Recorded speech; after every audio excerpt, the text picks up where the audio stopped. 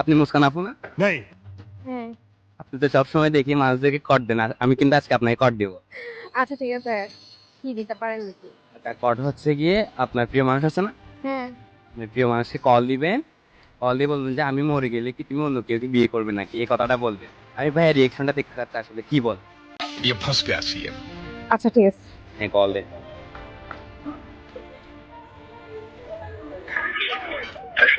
Hello, আসসালামু আলাইকুম। ওয়ালাইকুম আসসালাম।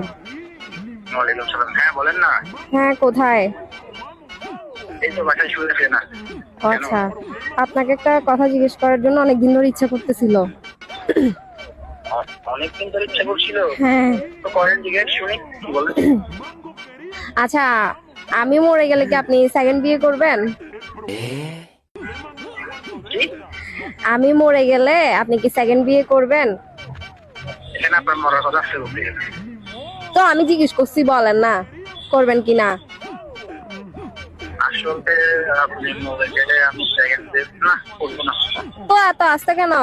হ্যাঁ, আস্তে কেন? আপনার কণ্ঠস্বর শুনি তো মনে হচ্ছে যে আপনি সেকেন্ড বিয়ে করতে একদমই প্রস্তুত, মানে আমার মরে যাওয়ার অপেক্ষায় আছেন।